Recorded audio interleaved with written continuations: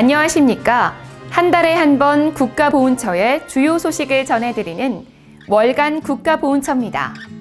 놓쳐서는 안 될 다양한 정책과 소식들 지금부터 알아보도록 하겠습니다. 제22회 보훈문화상 시상식이 지난 12월 2일 개최됐습니다. 보훈문화상은 대한민국을 위해 희생하고 공헌하신 분들을 예우하고 그분들의 나라 사랑 정신을 기리는 사업을 실시한 개인이나 단체에게 수여되는 상입니다.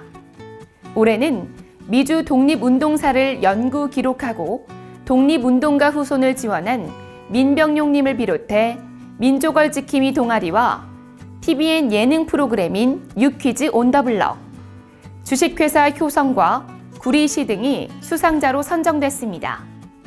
보훈처는 앞으로도 국가를 위해 희생하고 헌신하신 분들이 존경받는 사회가 되도록 더욱 노력할 계획입니다.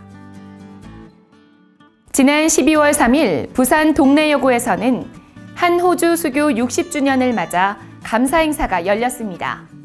호주는 일제시기 선교사들을 통해 우리나라의 독립을 지원했을 뿐 아니라 6.25 전쟁 당시에도 1만 7천여 명을 파병해 도움을 준 나라입니다. 한편 동래여고는 호주 선교사들이 설립한 학교로 부산 경남 지역 3.1운동의 효시가 된 3.11 만세 시위를 주도해 교사와 학생 등 12명이 독립유공자로 서운된 바 있으며 내년 3.1절을 계기로 설립자와 교장, 교사 등 호주인 3분에게 독립유공자 포상이 이루어질 예정입니다. 몸이 불편한 상위 유공자들의 내항 여객선 이용이 편리하게 개선될 전망입니다. 보훈처는 그동안 연초에 한꺼번에 발급했던 종이 승선 이용권 대신 온라인으로 조회 사용할 수 있는 시스템을 구축해 이달부터 본격적인 서비스를 진행할 예정입니다. 이에 따라 앞으로는 상위 국가유공자라면 누구나 국가유공자증 하나로 여객선을 불편 없이 이용할 수 있고 무임이나 할인에 대한 사용 횟수와 잔여 횟수도 휴대전화 문자 메시지를 통해 전송받게 됩니다. 지난 12월 8일 제주시 노형동 현충광장에서는 국립제주호국원 개원식이 열렸습니다. 제주호국원은 육지의 국립묘지로 나갈 수 없는 제주 지역 보훈가족의 어려움을 해소하고 독립, 호국, 민주 유공자까지를 아우르는 전국 최초의 통합형 국립묘지입니다. 봉안묘와 봉안당, 1만기 규모의 제주호국원은 기존의 제주시 충원묘지를 포함해 9개 묘역으로 구분되어 있으며 봉안시설과 함께 현충탑과 현충관, 안내동과 관리동도 조성되어 있습니다.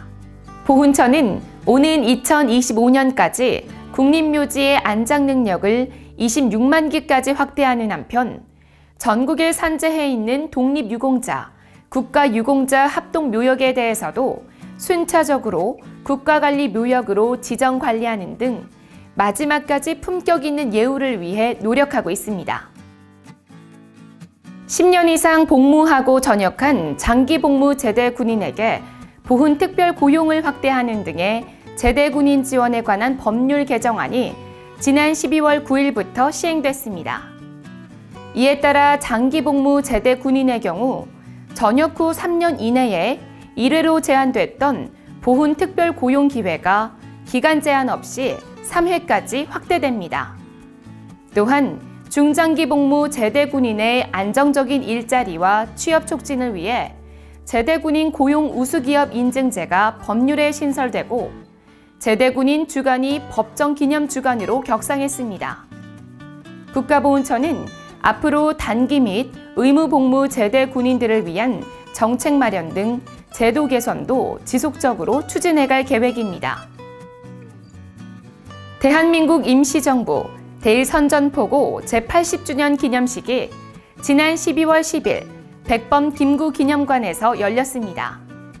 대한민국 임시정부는 1941년 12월 10일 김구 주석과 조수왕 외무부장의 명의로 대일선전 성명서를 발표해 우리 민족의 자주 독립의지를 세계 만방에 천명했고 한국광복군은 연합국의 일원으로 참전해 국제적인 활동을 전개했습니다.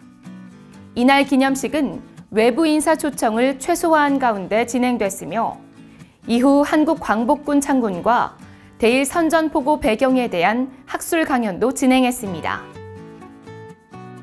지난 12월 13일 조국의 독립을 위해 헌신한 장병하 애국지사가 향년 93세로 작고했습니다.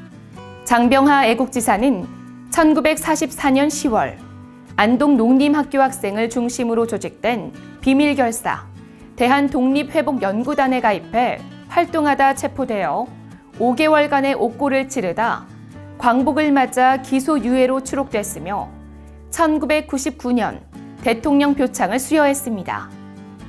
장병하 지사가 작고함에 따라 생존 애국지사는 15분만 남게 되었습니다. 전사나 순직 결정을 통보받지 못한 군인 2,048명의 유가족을 찾기 위한 특별조사단이 설치됩니다.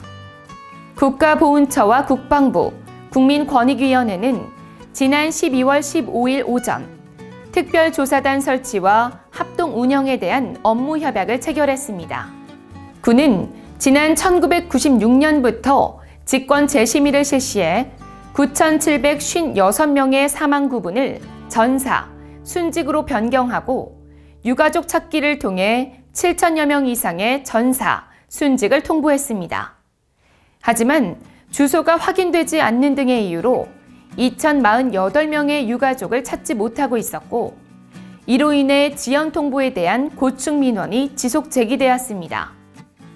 보훈처는 특별조사단 활동에 적극 협력할 뿐 아니라 향후 유족이 확인된 분들에 대해서는 등록 심사를 신속하게 진행해 국가유공자 유족에 대한 예우와 지원이 하루빨리 제공될 수 있도록 노력할 것입니다. 지난 12월 19일 효창공원에서는 윤봉길 의사 순국 제89주기 추모식이 열렸습니다. 윤봉길 의사의 정신을 계승 발전시키기 위해 기념식과 공모전, 기념음악회 등을 매년 개최하고 있는 기념사업회는 순국 90주기인 내년에는 더욱 다양하고 의미 있는 행사를 기획해 많은 국민들이 함께 기억하고 계승할 수 있도록 노력하겠다고 밝혔습니다. 지난 11월 재방한 중 지병 악화로 입원 중이던 콜롬비아 참전용사가 치료를 마치고 본국으로 귀국했습니다. 올해 98세인 알바로 참전용사는 1952년 12월부터 해군으로 6.25 전쟁에 참전했으며 참전 이후 67년 만에 첫 방한을 하던 중 이상 증세로 입원 치료를 받아왔습니다. 참전용사와 함께 한국을 떠나는 아들은 예상치 못한 건강 악화로 입원하게 되었지만 한국 정부와 보훈처의 정성스러운 치료와 돌봄 덕분에 귀국하게 된 것에 대해 감사 인사를 전했습니다. 보훈처는 앞으로도 유엔 참전용사를 기억하는 다양한 국제 보훈 사업을 지속적으로 추진할 계획입니다. 국가보훈처는 2021년도 정부 조직관리 유공 분야에서 최고의 상인 대통령 표창을 수상했습니다.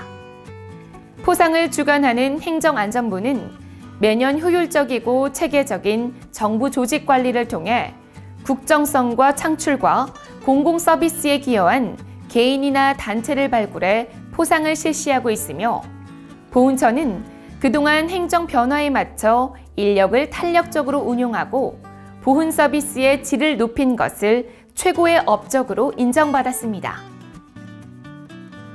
지난 12월 27일 호국영웅 보훈회관 개관식이 개최됐습니다.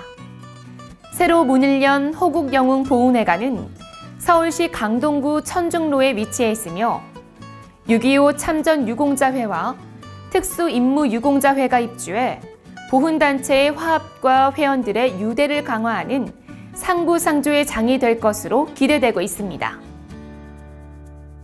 국가유공자 등 예우 및 지원에 관한 법률 개정안이 지난 12월 28일 국무회의에서 의결됐습니다. 이에 따라 부모 모두 사망한 국가유공자 자녀의 보상금 지급 연령이 25세 미만으로 상향돼 실질적인 경제적 자립 기반을 마련하는 데 도움이 될 것으로 기대됩니다. 아울러 부모가 모두 사망한 국가유공자 자녀에 대한 교육과 취업 지원도 확대돼 사각지대에 놓인 국가유공자 자녀들이 생활에 어려움을 겪지 않고 건강한 사회인으로 자립할 수 있도록 지원할 예정입니다. 국가유공자들이 생전에 국립묘지 안장 여부를 확인할 수 있는 생전 안장심의제 신청 연령이 75세 이상으로 확대됩니다. 생전 안장심의제는 안장 대상자 본인이 국립묘지 안장 신청 시스템 누리집이나 지방보훈관서, 안장을 희망하는 국립묘지를 방문해 신청할 수 있으며 신청 이후 안장심의가 필요하지 않은 경우에는 바로 대상 여부가 안내되고 금고 이상의 형을 선고받거나 병적 기록에 이상이 있는 경우에는 안장대상 심의위원회에서 안장대상 여부 심의가 진행되게 됩니다. 이번 신청 연령 확대를 통해서는 약 9만여 명이 추가로 국립묘지 안장대상 여부를 확인할 수 있게 될 것으로 예상됩니다.